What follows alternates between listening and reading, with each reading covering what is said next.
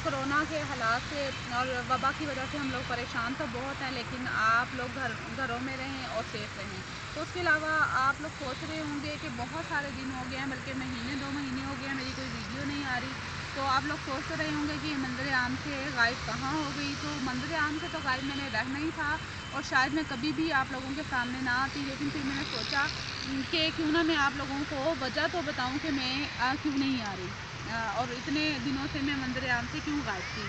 तो वजह ये है कि जैसे ही मेरा जो और आप लोगों का बहुत बहुत शुक्रिया कि आप लोगों ने मेरे चैनल को लाइक किया, सब्सक्राइब किया और मेरी हर वीडियो को मुझे अप्रिशिएट भी किया। तो बात ये है कि मैं यहाँ से इस मंजर आम से क्यों गायब हो गई। तो बात ये थी कि जैसे ही मेरा जो चैनल है वो ग्रो करने लगा और मतलब मेरी जो वीडियो को लाइक किया जाने लगा, तो साथ ही मुझे क्रिटिसाइज़ किया जाने लगा कि मेरी फेसबुक पे और मेरे चैनल पर डिफरेंट कमेंट्स आने लगे, जिसमें मुझे डिस्करेज किया जाता था और मुझे ये कहा जाता था कि मतलब मुख्तलिफ वे से मुझे टॉर्चर किया जाता था कि आपका कैमरा अच्छा नहीं है या आपका बोलने का स्टाइल ठीक नहीं है या आप ये करें ये वो करें। उसके अलावा मैं वो कमेंट डिलीट कर देती थी। उसके साथ ही मुझे मेरी फेसबुक पर मैसेज आने लगे इनबॉक्स में कि आप हमसे दोस्ती कर लें या आप हमसे बात किया करें, अपना व्हाट्सअप नंबर दे दें।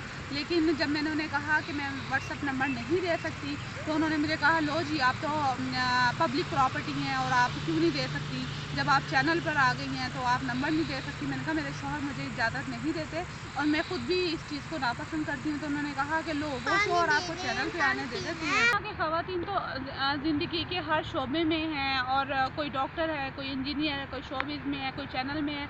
जैसे कि मैं भी कुछ अर्निंग चाह रही थी, शादी से पहले मैं जॉब करती थी, अब ज़ाहिर बात है मेरे बच्चे हैं तो मैं जॉब नहीं कर पा रही थी। तो मैंने सोचा क्यों ना कोई अर्निंग का तरीका सोचा।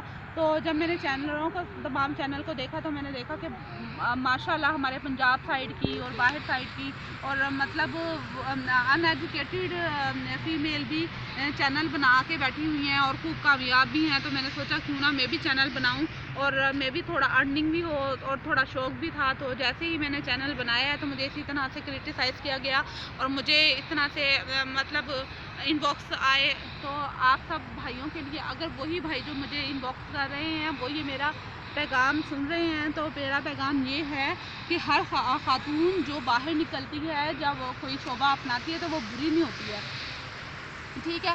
बाद लोगों ने मुझे ये कहा कि लो आप तो अब बड़ा दुपट्टा लेती हैं, बाद में आप दुपट्टा भी नहीं लेंगी, आप पैंट पहनना शुरू कर देंगी। तो ये मेरी लास्ट वीडियो समझ लें। पहली वीडियो में भी मेरे सर पे दुपट्टा था और मैंने कोई पैंट शर्ट नहीं पहनी थी। इस वीडियो में भी आपके सामने ही है, मैंने कभी कोई इस तरह से अपने आप को मतलब नहीं किया कि मैं लोगों को बुरी लगूं। तो वो भाई वो बहनें जो मुझे पसंद करती हैं, जो वो चाहती हैं कि मैं चैनल पे रहूं, तो वो मुझे अपने कमेंट में ज़रूर बताएं कि नहीं आप कमेंट उसमें चैनल आप जारी रखें। या वो लोग जो सुन रहे हैं, जो मुझे इनबॉक्स कर रहे थे, तो उनके लिए पैगाम है कि हर खातून जो है वो बुरी नहीं होती, बल्कि कोई भी खातून बुरी नहीं होती, ठीक है। सब अपनी मजबूरी के तहत, कोई कमाने के लिए तो कोई शौक़ में अपना पेशा अपनाता है। तो आप लोग उसे क्रिटिसाइज़ ना करें, बल्कि उसका साथ दें कि वो इस माशरे का, उन लोगों का सामना कर सके और वो अपने उसमें कामयाब हो जाए।